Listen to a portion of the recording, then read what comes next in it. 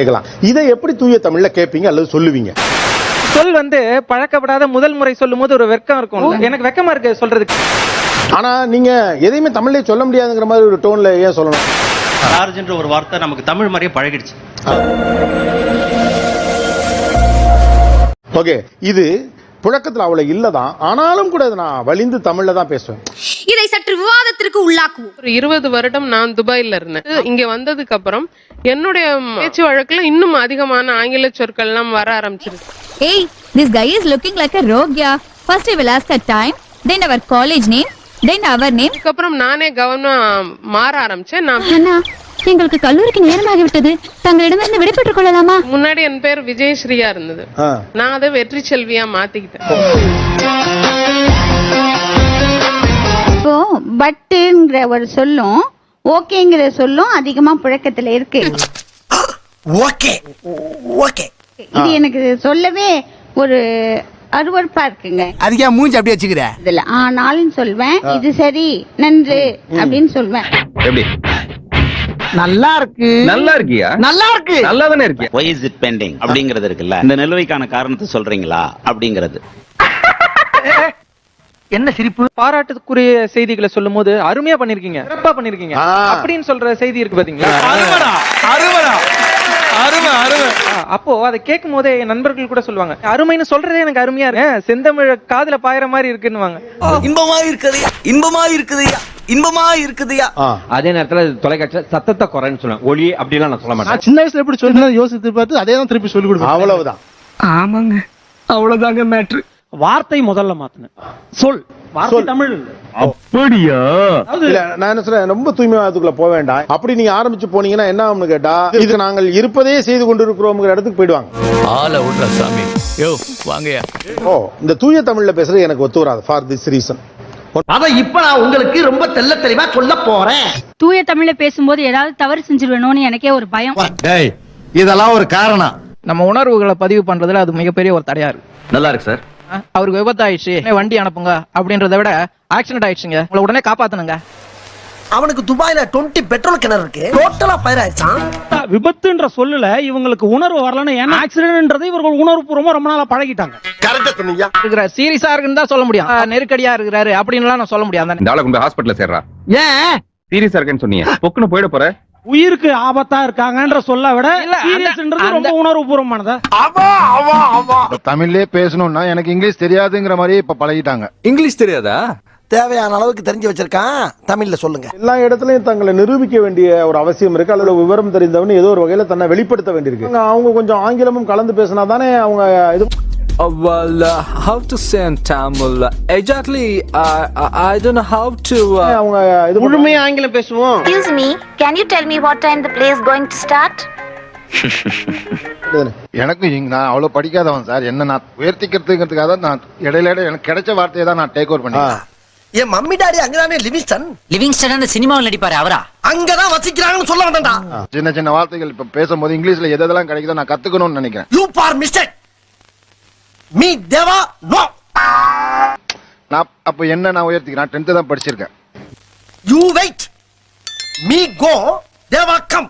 என்ன நான் உயர்த்தி காட்டிக்கிறேன். நான் முதல் தலைமுறைக்காரன். நான் ஒரு தொழிலுக்கு வந்திருக்கேன், ஏதோ நல்லது கிட்ட வந்திருக்கேன். வெயிட் பண்ணுங்க. டேய் சும்மாடா. ஏன்னா ஆங்கிலம் சரளம் கிடையாது. அப்ப கிடைக்கிற வார்த்தைகள் நான் பற்றி கொள்ளுகிறேன். இதுல என்ன தப்புன்னு கேட்கிறேன். தப்பே. ஆனா இது முழுமையா வீட்லயும் அப்படியே வெளிப்படுத்துறது தான் தப்பா போகுது. தப்பு தப்பு தப்பு தப்பு தப்பு தப்பு. சௌரியம் அசௌரியம் அப்படிங்கறது பார்க்காம கொஞ்சம் மெனக்கட்டா வரும். வரும் தம்பி, ஆனா வராது. ஆனா அதே சமயத்துல அது வரல வார்த்தையை நான் யூஸ் பண்ணிட்டேன்னா அது கொலை குத்தம் கிடையாது. குத்தம் குத்தமே. நீங்க அங்க இருக்கிற சகோதரருக்கு நீங்க எப்படி நீங்க அப்படி சொல்லலாம், அப்ப என்ன தமிழ் பேசுறவங்க எல்லாம் லூசா அப்படின்ற அளவுக்கு அவருக்கு கோவம் வந்துருச்சு. மாமா கோவம் வந்துருச்சு. இந்த அளவுக்கு இதை கொண்டு போக தேவையில்லை என்பதுதான் என்னுடைய தாழ்மையான கருத்து.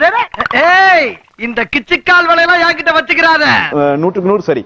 நீங்க மாறா என்னன்னா சின்ன சின்ன சொற்களை இழப்பதன் மூலமாக ஒரு மொழியினுடைய அழிவுக்கு நாம் காரணமாறோம்.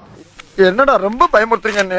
அந்த கோபத்துல ஒரு தார்மீக நியாயம் இருக்குன்னு நினைக்கிறீங்களா? இருக்கு இருக்கு இருக்கு. இது இருக்கு, ஆனா ஆனா இது கோவப்பட்டு மாற்றுகிற செய்தி இல்ல. நான் கோவப்பட என்ன வரனா அவர் அவருடைய கருத்துல வலிமையாயிட்டே போவார். இப்ப நீ முடிவா என்னதான் சொல்ல வர? அவர் பேசுனதுல ஒரு முரணோட தான் பேசுறாரு. கோவப்படுறதுல நியாயம் இருக்கு, ஆனா கோவப்பட வேணாம். இது என்ன நிலைப்பாடு இல்ல. இல்ல தண்ணி இனி போட்டிருக்கியா? ஏன் இப்படி பேச்ச மாத்தி மாத்தி பேசுற? மண்ணுல நாங்க தமிழ் படிச்சுக்கிறோம்.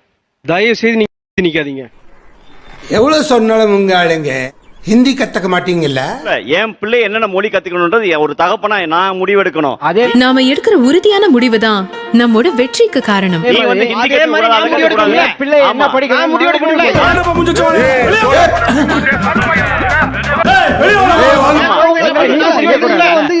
யார் எந்த மொழியும் யார் எந்த மண்ட மலையில கோயில் பேசாம மொழி பற்றி தமிழ் கத்துக்க மாட்டீங்க. உறவெல்லாம் சொல்லி திட்டுவான்ல, சின்ன விட்டு சேகர அவன் பார்த்த வேலை தான். அவன் மண்ட மண்டையா திட்டுவானே. மொழி சம்பந்தப்பட்ட விஷயத்தை கோபம் இல்ல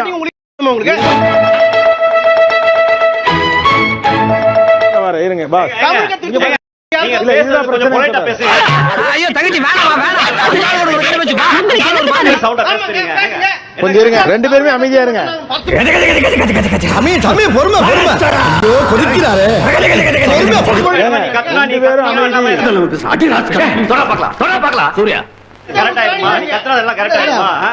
சரி சரி, ரெண்டு பேரும் சண்டை விடாதீங்க. அமைதியா இருங்க ரெண்டு பேருமே. முடிச்சிட்டீங்களா? கத்த வேண்டியதெல்லாம் கத்தி முடிச்சிட்டீங்களா? ஏன் கோபம் இல்லாமல் இதை அணுக முடியாது? நிறுத்தணும், எல்லாத்தையும் நிறுத்தணும். முடியாது.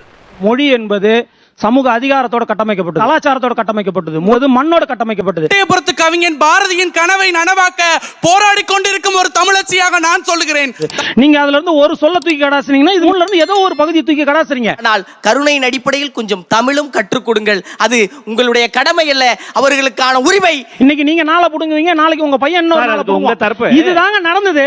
1,17,762 வார்த்தைகளில் தன்னை புழக்கத்தில் இருக்கிறது என்பதை கவலைப்படுவதற்கு யாருமே இல்லாமல் போனாலும் சாகாத தமிழ் இல்லங்களிலும் உள்ளங்களிலும் இல்லை என்றால் சாகும். குழந்தைக்கு பால் ஊட்டுற மாதிரி கொடுப்பீங்களா இல்ல எதிரிக்கு அடிச்சு சாட்டையால அடிச்சு சொல்லி கொடுக்குற மாதிரி சொல்லி கொடுப்பீங்களா?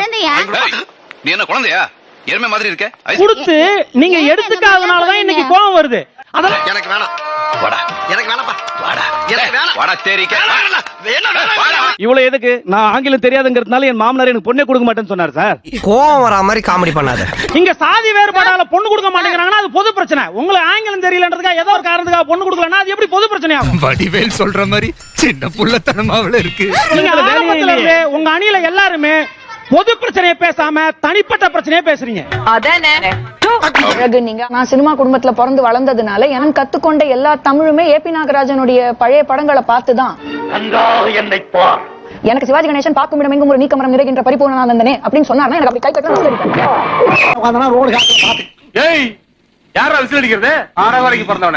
பட் அது வெறியாக மாறி வேற மாதிரி ஒரு தாக்கத்தை உண்டாக்கினால் வெறினா நீங்க சொல்றீங்க. நீ அந்த ஆட்டிட்யூட் அந்த பாடி லாங்குவேஜ் பத்தி நான் பேசுறேன். இதுவும் உங்களுக்கு ஒரே பிராண்ட். பொதுவா இங்கிலீஷ்ல பேசுறேன், இங்கிலீஷ் மட்டும் பேசுறேன். தமிழ்ல பேசும்போது ஏன் வேற மொழி கேக்குறோம் அப்படிங்கிற கேள்வி என் மனசுல கேட்டுச்சு. கரெக்டா கட்டுட்டா. நான் ஆங்கிலம் பேசும்போது வேற எதையும் கலக்கிறது இல்ல. ஒரு இன்னொரு மொழியவே நான் கரெக்டா பேசணும்னு நினைக்கிறப்ப என் மொழியை நான் சரியா பேசணும். சொல்லுவாங்க சொல்லி இருக்கோம்.